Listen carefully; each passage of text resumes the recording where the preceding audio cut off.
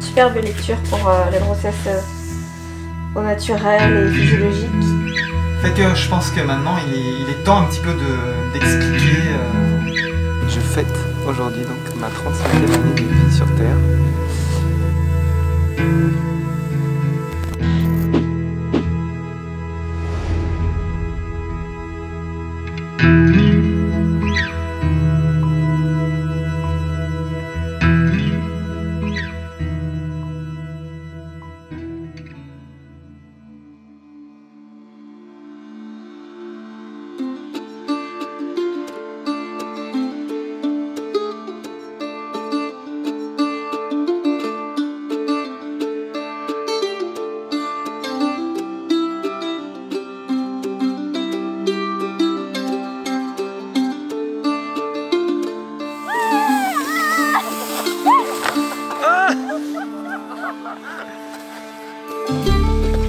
Hop là.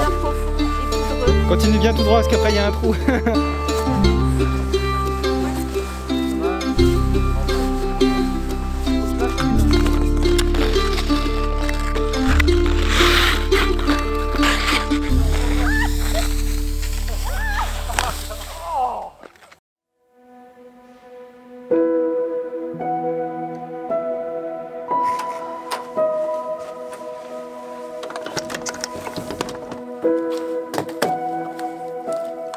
Je fête aujourd'hui donc ma 35e année de vie sur Terre.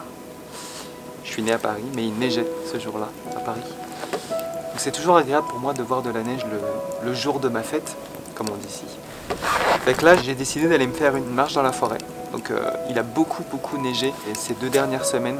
Donc, pour marcher, ça devient compliqué. Donc les raquettes s'imposent très clairement. Et ce que je vais faire, c'est que je ne vais pas simplement marcher tranquille tout seul. Je vais taper un sentier pour que Nadia puisse marcher elle aussi facilement. Parce que là, on est à 1 mois du terme. Et autant vous dire qu'elle a beaucoup de poids sur le ventre. Donc je vais faire ça. Ça va me faire beaucoup de bien d'aller marcher. D'ancrer l'énergie de cette 35e année en moi.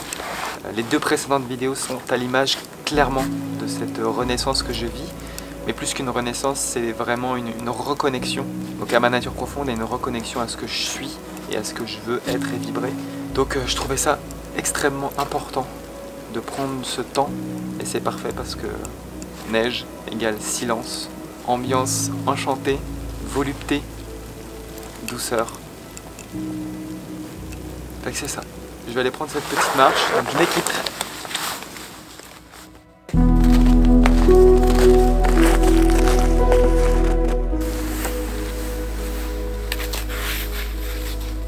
Donc là l'idée elle est simple, hein.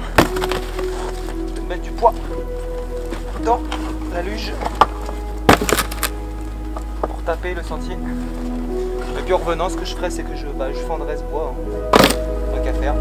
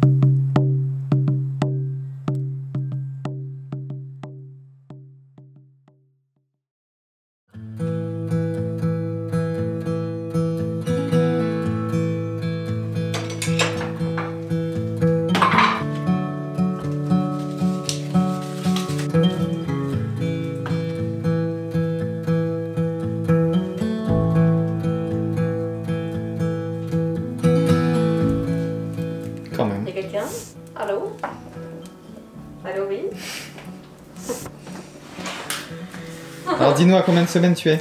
Je suis à la semaine 32, donc dans le 8e mois. C'est pesant. C'est ça, oui. Allez, viens prendre son cours de cuisine. C'est pas encore l'heure du topping, Léon. Mon pauvre Léon, on voit jamais ta forme de corps. Ça fait une tache noire à chaque fois sur l'écran. Mon corps ressent un appel pour le cru, les fruits et légumes, les salades, les smoothies, les jus, voilà. En gros, je suis dans cette phase-là. Le plus vivant possible. Ouais, de manger très vivant parce que je sens que j'ai besoin de minéraux, de vitamines, d'énergie. Et c'est vrai que quand je mange cru, j'ai beaucoup d'énergie en fait. Mon corps réclame des fruits, donc je mange beaucoup des smoothies le matin. Après, dans la journée, on va se faire une belle grosse salade riche avec plein de choses et puis avec des légumineuses, avec des oléagineux pour les bons gras, etc. J'ai aussi envie d'avocat, de noix de coco, etc. pour la boire en bon gras. Puis dès que j'ai un creux, je mange un fruit, je mange quelque chose, des dattes, etc. Et puis c'est vrai qu'en ce moment, le soir, j'ai vraiment envie d'agrumes, donc je mange beaucoup d'oranges, de clémentines. Donc c'est un peu ça ces derniers jours, mais c'est vrai que ça change un peu au fur et à mesure de la grossesse, mais en ce moment, ouais, je suis un peu dans les fruits là. Là, tu manges l'os de la mangue. C'est bon, tu vois. Trop bien. Sur du banane mangue bleuet pour les antioxydants. C'est pour le maca. J'alterne aussi avec des smoothies où je vais mettre de la poudre de moringa, de la poudre de jus d'herbe d'orge, du fer. Donc pour la grossesse, c'est quand même bien de les avoir en complément dans les smoothies. De toute façon. Ouais.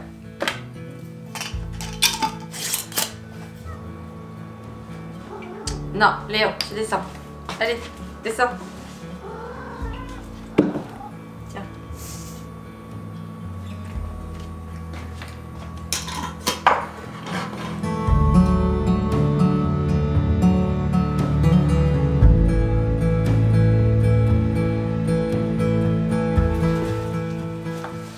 Mon smoothie avec ma lecture du moment. Une superbe lecture pour la grossesse au naturel et physiologique. Ce fauteuil, c'est notre amie Jolène qui nous l'a donné quand on est arrivé au Québec. Et on était chez elle à Montréal. Et puis du coup, c'est un fauteuil qu'on affectionne, qui est confortable et dans lequel je peux me basculer. Puis je m'étais toujours dit, le jour où je serai enceinte, j'allaiterai dans ce fauteuil. Et puis ce jour est arrivé. Et ce fauteuil est toujours là. Donc voilà, ce sera le petit fauteuil pour allaiter avec la belle vue sur la nature. Donc je suis contente. Quand même. Je me suis fait mon malade grossesse pour m'accompagner avec les belles énergies des pierres de lune, de quartz rose, de grenat et du bois de cèdre pour la sérénité. Et là, mon petit rituel quotidien, je vais me faire mon infusion de framboisier. Donc le framboisier, c'est une plante qui est très conseillée pendant la grossesse, justement, notamment pendant le dernier trimestre, pour préparer l'utérus justement à ce qu'il va vivre pendant l'enfantement. Là, je mélange avec de l'ortie, un bon mélange qui se boit bien pendant la grossesse. Donc je vais boire ça aujourd'hui. Je vais me faire une belle quantité pour la matinée. Et là, oh, je sens que j'ai besoin de mou. Ah, c'est bien. Parfait. Voilà, je termine le mois tranquille, en douceur, et puis après ce sera que du temps pour moi et pour bébé.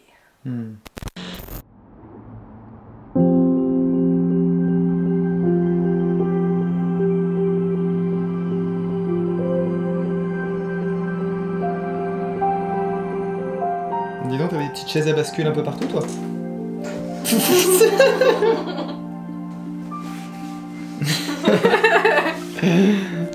Je marche comme ça tous les jours. C'est beau. Fait que je pense que maintenant il est temps un petit peu d'expliquer déjà où on en est et puis d'expliquer notre positionnement. Parce que c'est vrai qu'on n'en a pas vraiment parlé depuis la vidéo où on a annoncé la grossesse. Mais en tout cas c'est ça, on est au 8e mois, 32e semaine. Tout se passe bien depuis le début, c'est un vrai plaisir d'avoir la chance de vivre ça en fait en tant que femme. C'est vraiment quelque chose qui transforme en fait à tous les niveaux. Et puis de sentir la vie en soi, les mouvements, etc. C'est vraiment assez fou à vivre, donc je suis vraiment hyper heureuse traverser cette étape avec beaucoup de sérénité, avec beaucoup de plénitude. On est vraiment hyper confiant pour la suite. Et hyper confiant depuis le début. Ouais, depuis le début, en fait, on a vraiment accueilli ça sereinement. Et en fait, voilà, tout se passe très bien depuis le début. Pas de soucis majeurs physiques, hein. Le ventre prend sa place tranquillement. En fait, je pense que chaque femme a besoin d'être rassurée en fait dans sa grossesse et dans son accouchement. Donc il y a certaines femmes qui vont préférer être suivies médicalement, d'accoucher à l'hôpital, c'est ça qui va les rassurer et c'est là qu'elles vont pouvoir accoucher dans de bonnes conditions. Moi, pour le coup, c'était vraiment l'effet inverse où je me disais, en fait, moins j'ai de suivi médical et plus je suis chez moi dans un contexte qui me rassure, mieux ce sera pour moi. Et donc pour moi, ce contexte-là a été le choix d'opter pour un accouchement à domicile parce que c'est là où je me sens le plus à l'aise, le plus en confiance. Et je pense que dans un contexte médical, au contraire, j'aurais peut-être créé des anxiétés. Donc je pense que c'est ça, il faut s'écouter. Et puis chaque femme, chaque couple, chaque futur parent ont leurs besoins et puis leurs envies en fait pour vivre sereinement une grossesse. Et nous, on a été assez d'accord tout de suite depuis le début en fait sur comment on voulait que ça soit mis en place. Et on a vraiment mis en avant le côté vraiment très naturel, intuitif et vivre un accouchement physiologique à la maison où on se sent bien avec des personnes qui nous rassurent et justement qui nous apportent cette belle énergie de sérénité pour nous accompagner et leur expérience également aussi là-dedans. Donc ça c'est vraiment, on a beaucoup de chance, on est très bien entourés. Parce que c'est vrai qu'en plus là on parle de l'enfantement en lui-même, oui. Mais c'est aussi le choix se fait aussi pour la grossesse dans son ensemble. En fait, l'énergie qu'on déploie pendant la grossesse doit être à l'image de ce qu'on veut ensuite au final. Donc c'est vrai que partant du principe qu'on voulait vivre un enfantement naturel, tout s'est un petit peu mis en place dans notre vie pour qu'on ait le contexte idéal pour le vivre en fait. Que ce soit le jour J, mais aussi l'avant, tout l'avant, parce que je pense que tout ce... Et l'après. L'avant et l'après, tout le contexte dans lequel on est aujourd'hui, c'est ça, est simplement la manifestation et l'illustration de ce qu'on souhaitait pour le jour J. Oui. Donc on est vraiment dans un environnement qui nous réconforte, qui nous cajole, un environnement doux, isolé, silencieux, naturel, où on est au contact des éléments, de la vie sauvage, de la nature. Et c'est l'environnement idéal en fait pour vivre l'accouchement qu'on... Bah oui, sans stress aucun en fait. On n'a vraiment aucun stress qui vient nous parasiter ou nous fatiguer en fait dans le processus. Donc c'est vraiment une chance qu'on a. On a beaucoup de gratitude d'être ici et de vivre ça si sereinement.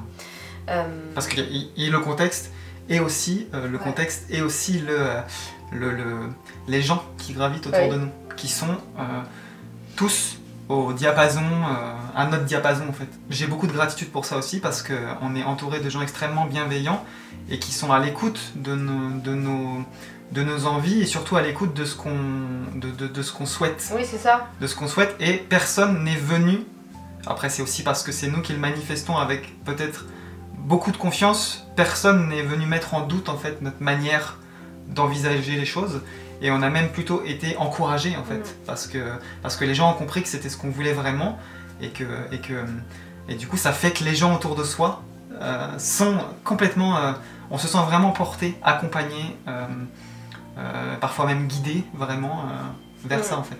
Ouais, totalement.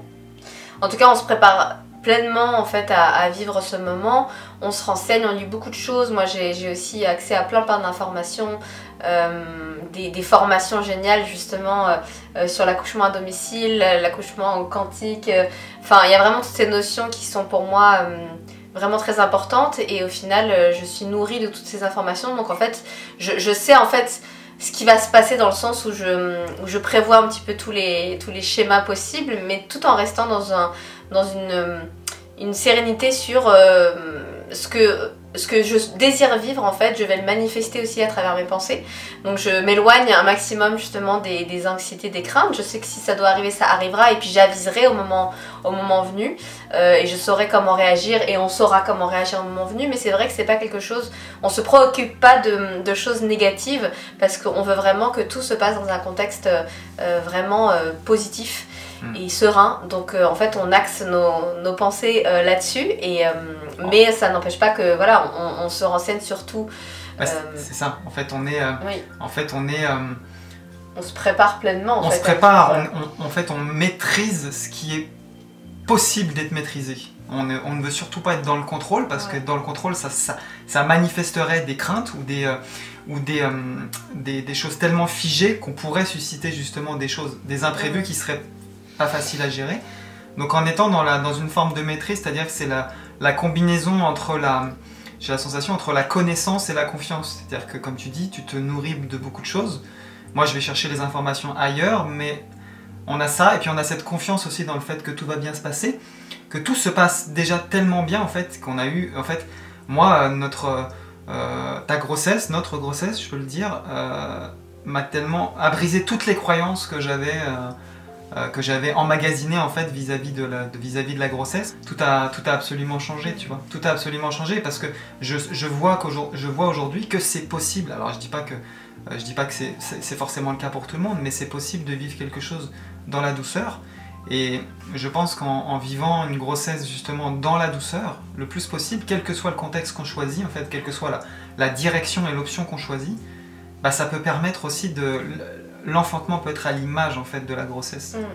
Parce qu'il y a nous on parle de physiologie, etc. Mais c'est vrai que comme tu l'as évoqué, il y a tout l'aspect énergétique et quantique qu'on vit en fait à travers la grossesse, mais aussi à travers l'enfantement. C'est un acte qui va bien au-delà de simplement mettre au monde. C'est un acte d'incarnation, on accueille un nouvel être. Bah oui.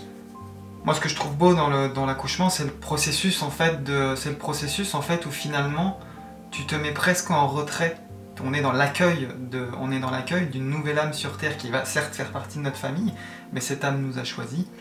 Et en fait, je trouve ça extrêmement beau parce que tu te donnes en fait, tu te donnes à quelque chose, tu te donnes à la vie, toi, tu t'offres à la vie, t'es une espèce de passage. Et justement, ce qui est beau dans la démarche quantique de l'enfantement, c'est toute cette idée aussi de rentrer dans un vortex dans lequel toi, en tant que femme, en tant qu'être, tu vas aller chercher, et c'est là toute la puissance aussi de l'enfantement, que la chance qu'ont les femmes en fait à travers ça, c'est toute cette action en fait qui est...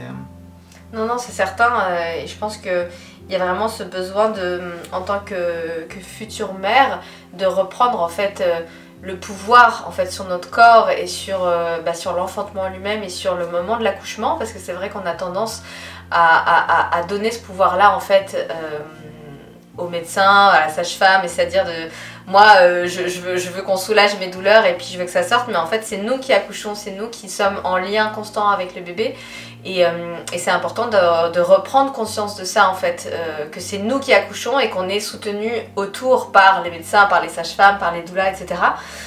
Mais c'est nous qui faisons le travail, donc en fait c'est reprendre ce pouvoir-là sur notre corps et cette connaissance en fait de notre corps, cette connexion à notre intuition, parce que notre corps nous dit tout. Moi j'ai beaucoup de messages en fait à travers mon corps qui va me dire si là il y a quelque chose qui cloche, si là ça va bien, en fait si on est à l'écoute de son intuition, on sait les choses en fait, on est guidé au quotidien. Donc en fait c'est pour ça que pour moi ça m'a permis pleinement de vivre cette grossesse intuitivement, parce que je suis à l'écoute de mon corps et je sais que là, par exemple, tel aliment que j'ai mangé, en fait c'est pas ok. Mais en fait, plus on le travaille, plus c'est naturel et ça se fait tout seul. Et en fait, c'est ça, il y a vraiment cette notion de se dire au moment de l'accouchement, on va aller chercher aussi l'âme de ce bébé et puis on va vivre une transformation en fait.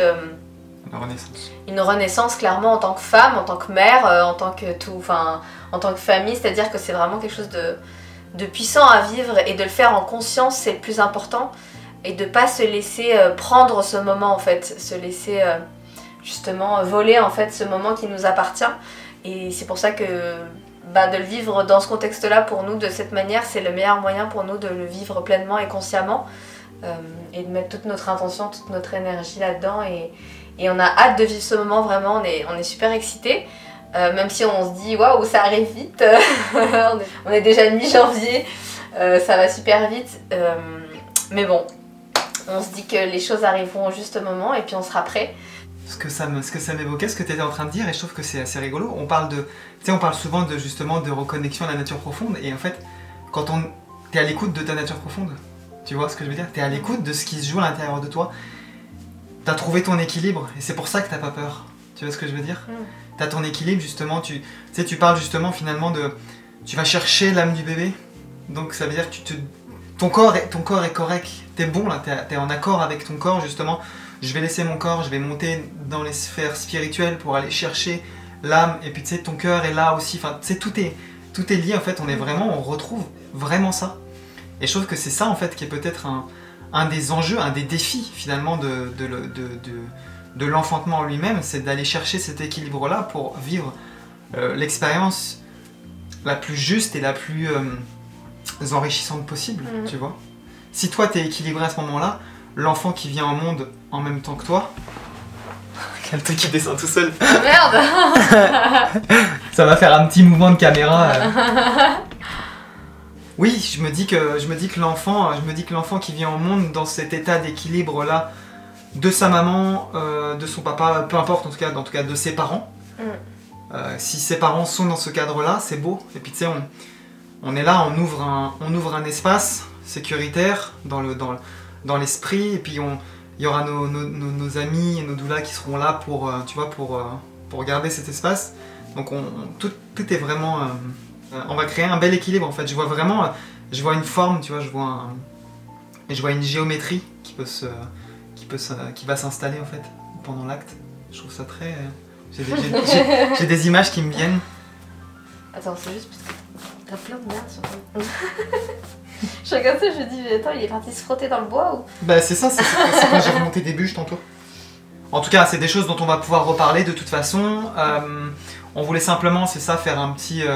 voilà, vous expliquer un petit peu dans quel état d'esprit, dans quel état d'être on est aussi vis-à-vis de cette grossesse, de cet événement que l'on vit depuis plusieurs mois maintenant, et qui va se concrétiser et se consacrer dans quelques semaines. Puis si vous avez des questions par rapport à tout ce qu'on vient d'expliquer, de dire, si vous avez des interrogations, des choses, n'hésitez pas à nous le dire. Ça nous fera plaisir de vous répondre, peut-être même dans la prochaine vidéo, plutôt que vous répondre par message. Ça peut être intéressant aussi de faire profiter des réponses, parce qu'on évoque plein de choses, et c'est des choses que nous on développe, qu'on file, qu'on sent, qu'on manifeste avec notre intuition, etc.